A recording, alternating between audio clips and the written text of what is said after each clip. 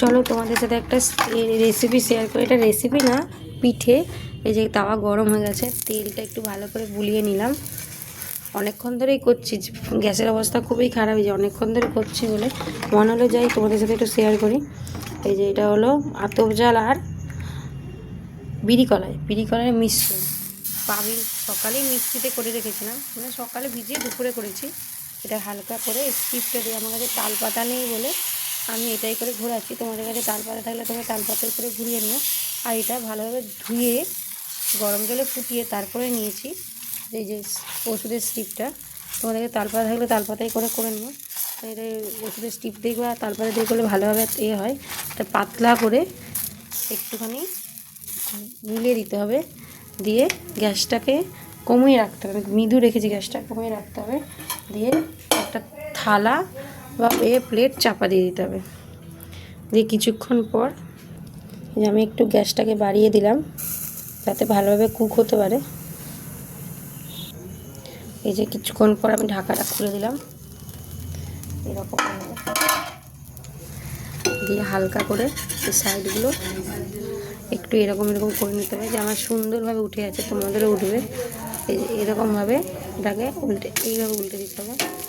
ভেতর অপোজিট সাইডটা এইভাবে একটু লালচে হয়ে গেলে, এটাকে আমাদের এখানে সরু চাকরি বলে মেদিনীপুরে, আর আমার শ্বশুরবাড়ির দাঁতনে ওখানে এটাকে বিড়ি পিঠা বলে, কারণ এটাতে বিড়ি দেয় বলে।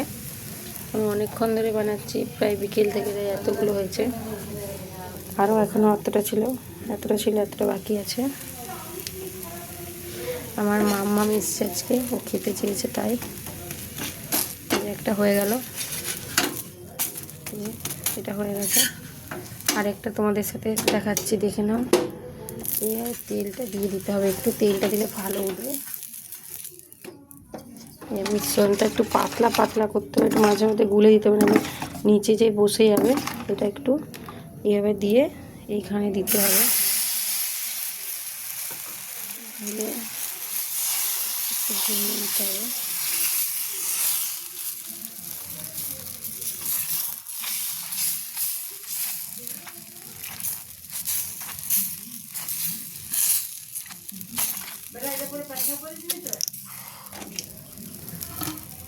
দিয়ে চাপা দিয়ে দিতে হবে। এই যে আমি একটু গ্যাসটা বাড়িয়ে দিলাম, এই যে এটাকে ঢাকনাটা খুলে দিলাম। সুন্দর উঠে যাচ্ছে, এইরকম একটু লালচে হবে।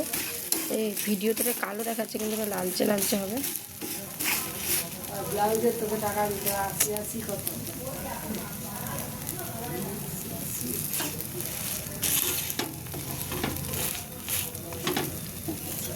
হয়ে গেল, রেডি। এই ব্যাস, এতগুলো হয়েছে, বাকিগুলো আমি করে নিই, তারপর তোমাদেরকে পুরোটা দেখাচ্ছি করে কেমন হয়।